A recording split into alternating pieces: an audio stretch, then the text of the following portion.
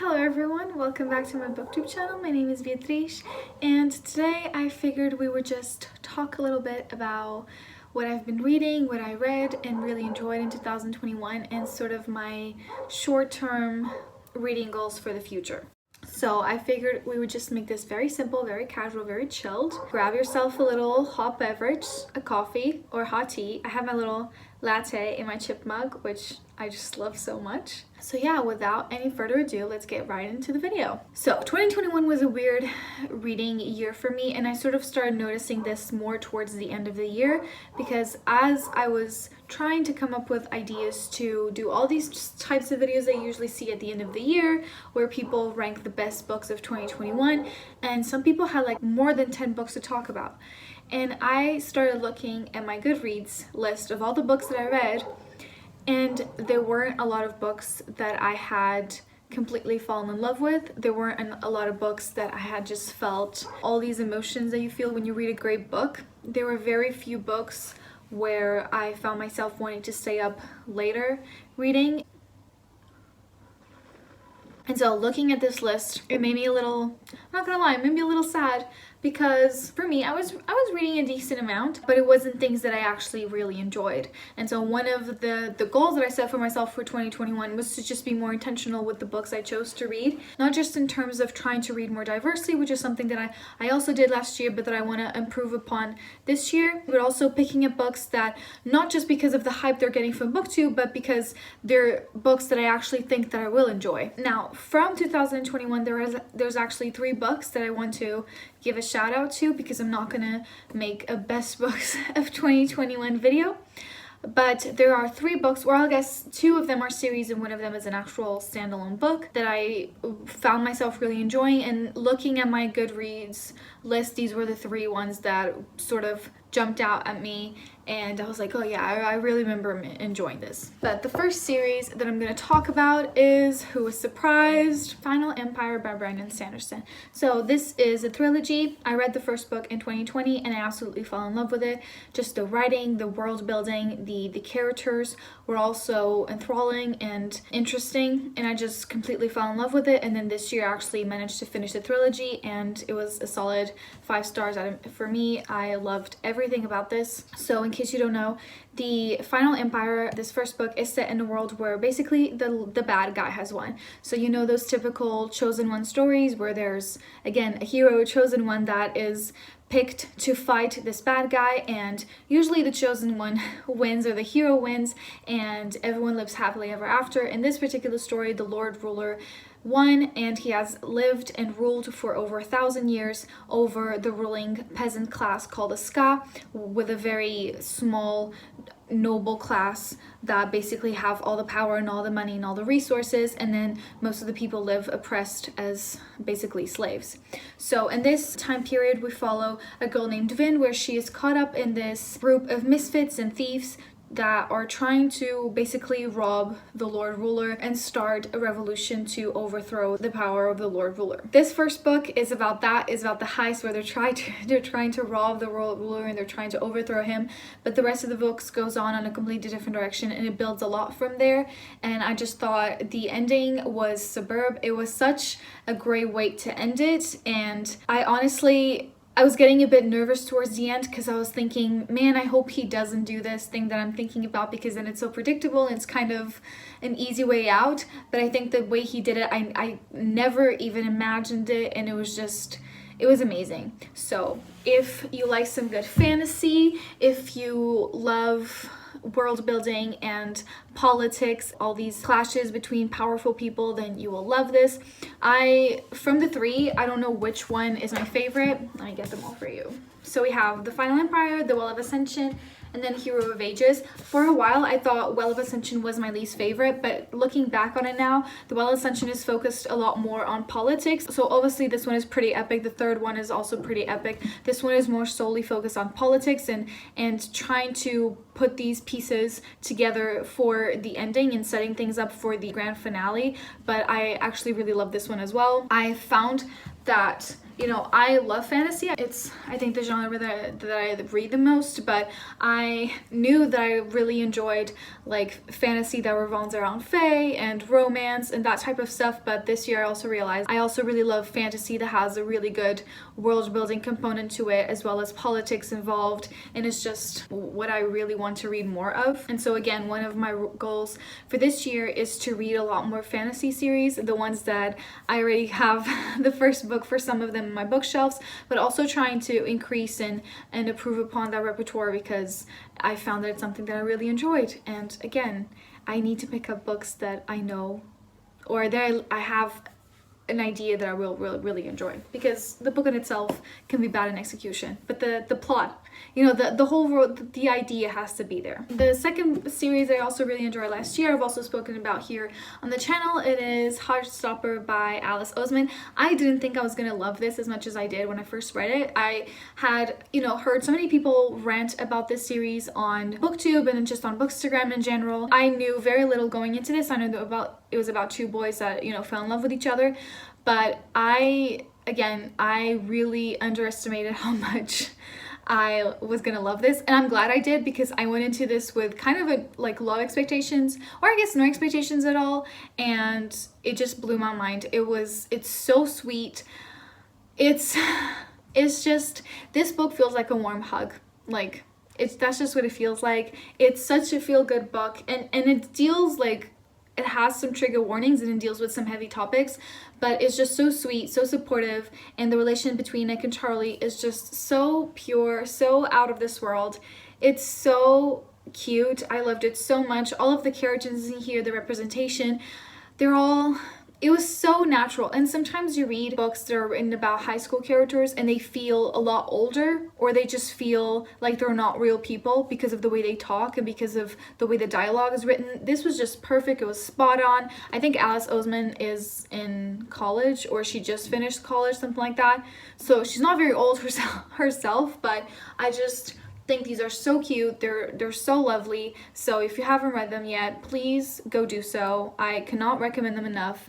They're just a joy to read. And yeah, there's 4 volumes out right now, and there's going to be a Netflix series soon that comes out. I don't know if it's this year or next year, but we've had some pictures released for it, and it just look absolutely magical. I'm so excited. And yeah, go read it before the series come out, and then you can watch the series, okay? Just go do it. I actually have 2 books that I want to talk about. I thought I only had 1, but I just looked at my list. It was actually 2.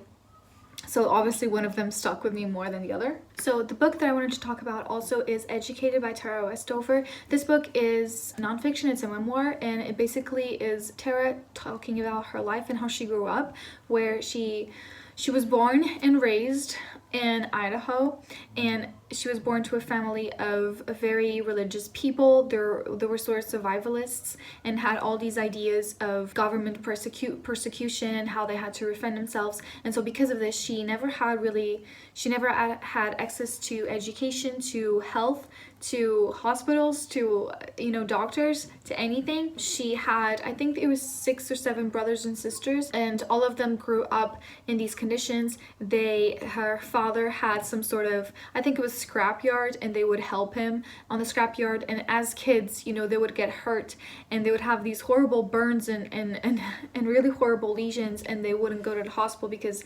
particularly her father didn't really believe in all that, and he believed everything was a conspiracy. And it was just a story in growing up in this family and growing up in this environment, and then choosing, because of an older brother of hers, choosing to, you know, take her SATs without any sort of prior education, taking her SATs, she gets accepted into college, and she leaves home, and for the first time she has access to an outside world and to a world where people think very differently of her. And it's very shocking in the book when she has these first encounters with people outside of her city and outside of the world that she grew up in. There's this part in the book in one of her first classes where the professor's talking about the Holocaust, and she raises her hand and asks what the Holocaust is, and everyone kind of looks at her and they just think she's one of those people that says that the Holocaust never happened, but she really didn't know what it was. She had never heard of it, and so she had to work so hard. She got her PhD at Oxford University, and it's just really such... First of all, it's beautifully written. It's so detailed, it's so compassionate, it's so empowering, and it really comes from a place of reflection where she has taken the time to, appreciate sort of where she came from, but also understanding that there's no way that she can reconcile her beliefs now and the way she views the world with her parents, and how she's not really willing to go back to a place where she used to a place where she was before she, educated herself. But it really comes from a place of compassion where she tries to explain her parents' actions. She tries to see where they come from. She understands that they love her in their own way, and they did what they thought it was right at the time. But I thought it was so beautifully written. I read this book so quickly. It was one of the books that actually made me want to stay up and read. All I wanted to do was read this book. So I highly recommend it. I've watched countless interviews of her after this, and I just think she is phenomenal. Such an inspiration. And it's one of those books that really makes you look at life differently and makes you appreciate all of the things that you have, and the access that we have to education and to just doctors. Even like the scenes where they needed medical care and her parents were just slapping salves and herbs on them were I think for me the most distressing to read. So highly recommend it if you haven't read it already. It's a great book.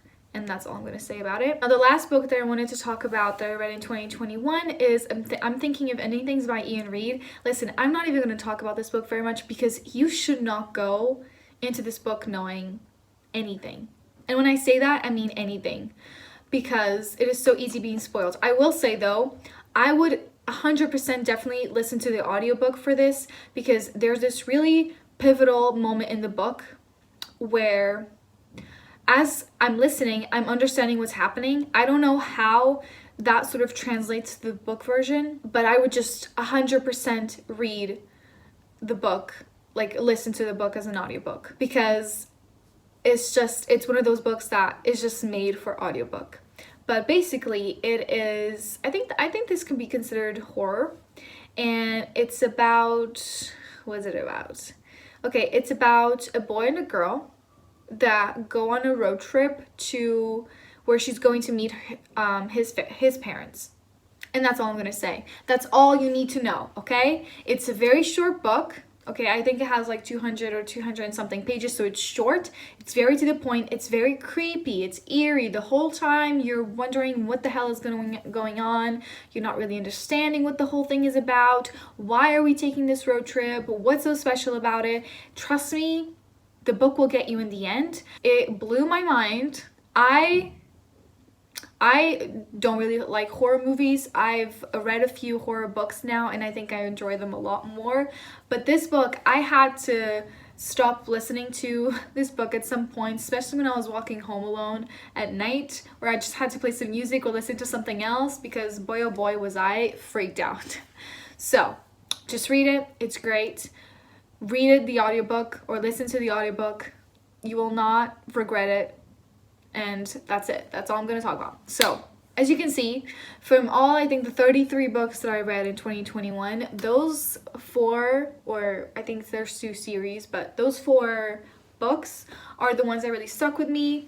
So you can see, it wasn't a great reading year. We're here hoping that 2022 is better. And speaking of 2022, I wanted to also quickly go through the books that I've already read this year.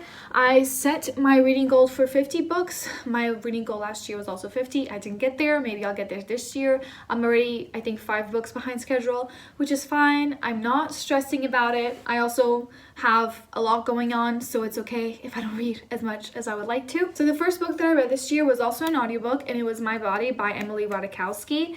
And let me just tell you, this book was amazing. I gave it 4 stars. So you can see, we're starting the year off great. So basically, I knew about Emily Ratajkowski ever since the Blurred Lines video. I think she's very beautiful. She's a very attractive woman. I'm not gonna lie that I'm a little jealous of her sometimes, because I feel like, just every guy loves her. and it's hard to deal with sometimes, but more power to her, you know? So I was really interested when she first came out with her book, or she first announced that she was coming out with her book, because she had written a few essays for, I think it was, I don't know if it was Vogue or something, but she had written a few essays that I had read, and I really enjoyed them. I thought her writing was really good. So when she announced the book, I was like, okay, I'm gonna read it. And then I found that she narrated her own book on script, and I always love that. I always love when it's a nonfiction memoir and it's the own author that's talking about their own life. I just love that. It just hits different. And so her writing, oh my god, phenomenal. Her voice just shines through in such a tender but very empowering way. So I loved that. I loved how, you know, she talks a lot about feeling confident in her own skin and in her nudity, but how that was abused by people of power, especially men of power, throughout her career, and how as she was seen being, you know, confident in her own sexuality and confident in being in her nudity, and then that kind of being taken advantage of and played against her was just so, it just made you feel things. It made me feel a lot of things, this book. She talks a lot about how, you know, she was portrayed, she's always been seen as pretty, as a beautiful woman, and how oftentimes people don't really see her as anything else but pretty or but beautiful. And so it's like she's not allowed to, people are surprised when she has her own opinions or when she has thoughts, or, you know, and I feel like this happens a lot in today's world. There is this idea that, you know, pretty women can be smart too. So I loved how she dealt with that. I think this has been talked about online, so I don't know if I'm spoiling this. I don't think I am.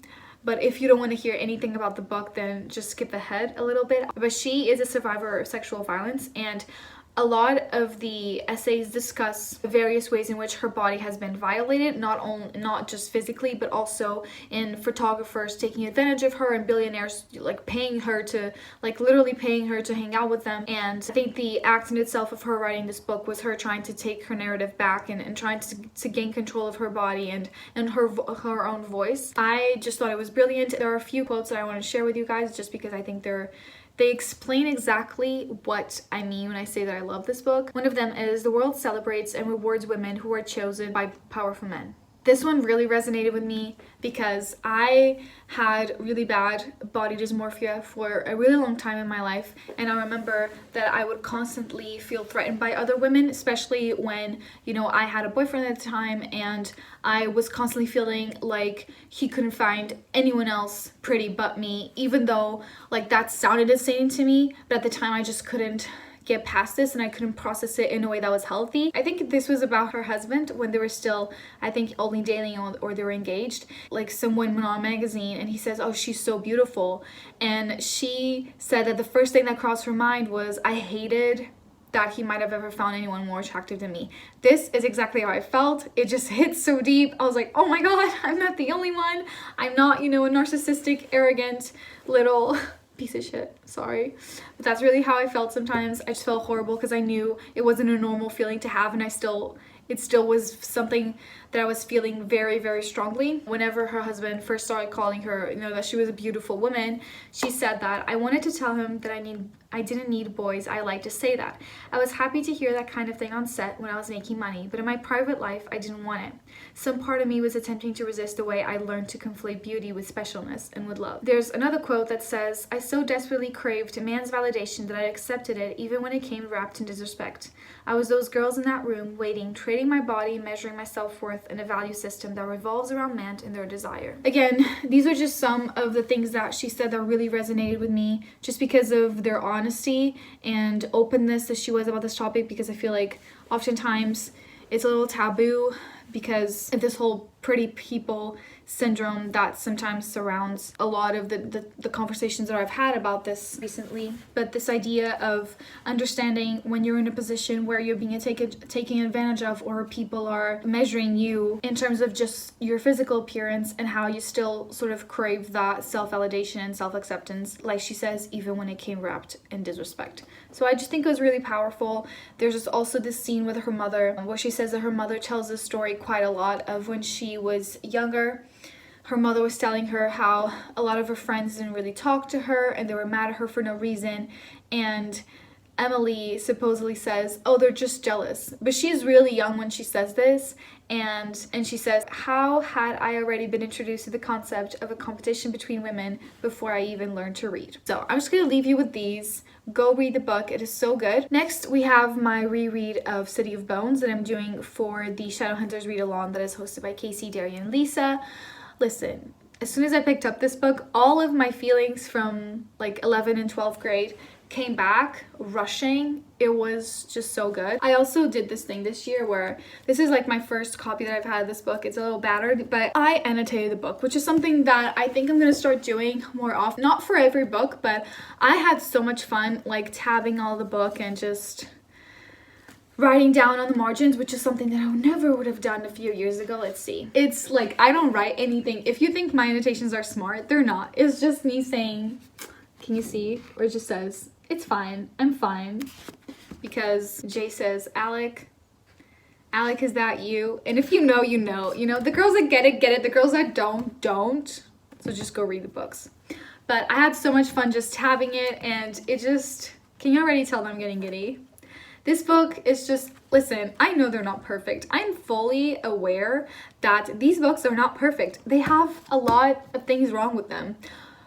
One of them being that you actively root for siblings to get together, okay? I'm aware of it. It's not the best thing ever, but at the same time it is, because I just love it so much. I have so much love for this series. I read these books when I was going through such a hard time in my life. I was at my lowest of lowests, and this was just a ray of sunshine that came into my life. And that's when you know, I think a lot of people just miss how therapeutic reading can be. These books, they were just so special to me, and I'm always going to love them. No matter what people say about them, I'm always going to love them because they helped me so much.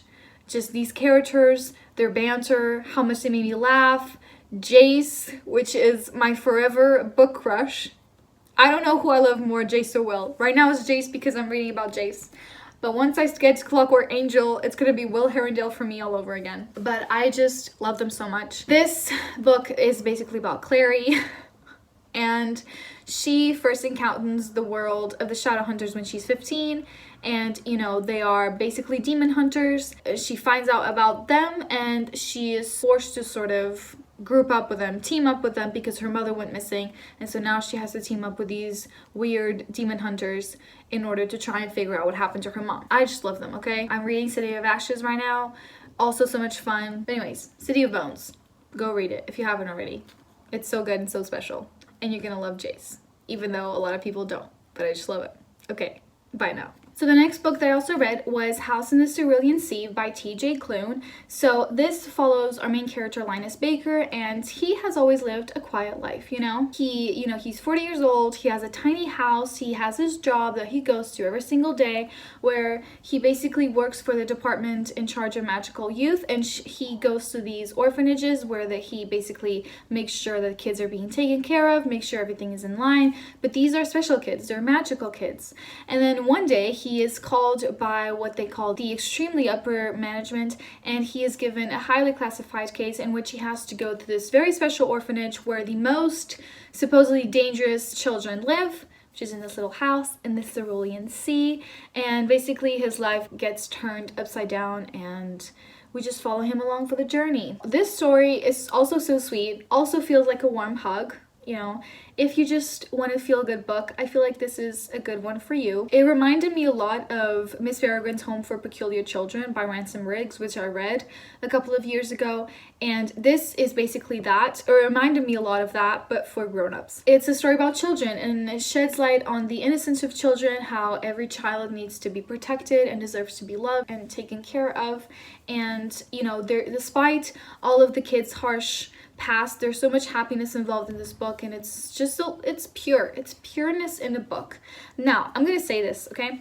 I gave this book 4 stars when I finished reading it. I think looking back now, it's probably closer to a 3-star or 3.5 stars for me, just because I really enjoyed the beginning of this book, and as soon as I started reading it, I thought this was gonna be a 5-star for me. Somewhere along the way, it let me down, and I don't really know why. I don't think it was the characters, because I enjoy them, But I think one of the reasons this might be is because all of the themes are really in your face, sort of. I don't know if that was one of the reasons why. I don't know, to be honest. This book, I have weird feelings about this book, but it was still a enjoyable read, and it's still super sweet. So if you feel like this is something that you enjoy, do pick it up. It's a simple, cute read. So yeah, the next 2 books I've already talked about in my romance vlog, so if you haven't watched that, please do so. I'm not going to go into a lot of depth into these books, but basically I read Perfect on Paper by Sophie Gonzalez, and this was about a girl called Darcy, and she runs this secret Locker 89 business at her school where basically people can write anonymous love letters to her where she gives love advice, and no one knows who the owner of the Locker 89 is until in the beginning of the book she is caught by one of the most popular boys in school, and in turn for not revealing her identity to the rest of the school, he asks for her help to get his girlfriend back. And obviously the story ensues from there. They start to get closer, and Darcy is a bisexual main character, so there's 2 love interests, sort of a little love triangle, not love triangle actually, there's 2 love interests, and I thought it was a nice, enjoyable read. It was fine. Again, it was one of those books that really didn't do much for me. I didn't particularly like any of the characters. Darcy was a little hard to root for just because of some questionable things she did, and although always good to see a flawed main character, it was really hard for me to just root for her, as well as, you know, the 2 love interests weren't my favorite for their own particular reasons. What I didn't really love about this book was the representation that I had of Darcy's sexuality as a bisexual, and how she struggled with the feelings of being in love with 2 people, one of the same sex as her and one as the opposite sex as her, and how that could translate into people seeing her as straight or gay, and how, you know, sort of the hardship that she was having dealing with these feelings. But I thought still it was a really nice, enjoyable read, and I definitely recommend it if you enjoy that type of thing. I also don't think I love books where romance is the main focus, with the exception of Talia Hilbert and Get a Life Chloe Brown so far. I'm just gonna say that. But yeah, I don't think I love books that much when it's just their main theme is just the romance that's going on. Last but not least, we have Get a Life Chloe Brown by Talia Hibbert. Listen, I love this book so much. It's not a 5 stars because the ending was so rushed, and so, like, the conflict was so unnecessary, and then it was rushed through to try and get to the ending in like less than 20 pages. But I love this nonetheless. It was so sweet. It's just so nice. And so basically this book is about Chloe Brown, and she is a chronically ill little computer geek, and you know, she has a plan and she has a list of things she needs to do because she is basically almost killed in the beginning of the book in a car accident, and she says that, you know, she saw her life flash before her eyes and nothing interesting happened, and so she's doing all these things to try and get her life on track and trying to get a life. And so basically she moves out of her home and she moves into this apartment building where the superintendent is Mr. Red, right here, Redford Morgan, which is just a gem of a man. I just love him so much. He's sweet and cute and caring and just love him, okay? I just thought this was so cute. It was so steamy. I loved Chloe and Red together. They just complemented each other so well. I loved how they both have their own hopes and dreams and aspirations, and there was a lot of this conversation between, you know, like, I really want you in my life. I don't need you to survive, but I really want you there, which is what we want. None of this I need you in my life thing, okay? That's a red flag. If someone says that to you, run, okay? You don't need anyone in your life. You want them in your life, you don't need them. And that's what Chloe and Red say as well. So it's Chloe and Red approved. I loved how they have very realistic hurdles in a relationship, and they had to work through them, not specifically in terms of, you know, having conflict between one another, but them having their own struggles that they had to deal with and their own insecurities, having to overcome that but having each other to help the other. You know, it was an easy process. It was them giving each other space to heal and to see, you know, where the other's boundaries were. And it was just all about respect and love and being there for one another, and it was just so nice, okay? Just so nice. I loved the representation of chronic illness and of Chloe's experience and how these heavy issues were handled with such care. And there were some heavy topics in here, and I'll check the trigger warnings if you'd feel more comfortable to do so, because there are some heavy topics that are mentioned here, but I feel like a lot of these were handled in such a nice and sensitive way without being like a slap to the face for shock value, which sometimes can happen. But it's just things that you should talk openly with the people you care about, with the people you love, with people you trust, and how those sorts of things can be, you know, how they can overcome that. It's a very hopeful book for people who've had, you know, past trauma, and how they can learn to love and care and trust for other people. It was basically perfect. That's all I wanted to talk about this video. I've been filming for quite a while, so yeah. Those are all the books that I really enjoyed from 2021, and all the books that I've read in 2022 so far. Like I mentioned, I'm reading City of Ashes right now. I'm really enjoying it. Really enjoying this little reread. This was supposed to be the February book, but they haven't had the light show yet, and I'm still reading City of Ashes, so I'm kind of glad. And then I'll just read City of Bones this month and other books too. But yeah, I really hope you enjoyed this video. And if you did, please let me know. Please also let me know what your favorite books were from 2021, and if you already have a favorite book from 2022 that you've read so far, or if you've read any of these books and you really enjoyed them, or if you hated them too. You know, we can have different opinions, it's fine. But anyways, I hope you enjoyed the video. Please hit subscribe if you haven't already, and like the video if you enjoyed it. I have on the description, I have all the links for my Instagram, for my Twitter, so if you'd like to follow me on there, you can. I'm trying to be a little bit more active on Instagram lately. Anyways, that's all I have for you today. I hope you enjoyed it, and I'll see you guys next week. Okay, bye.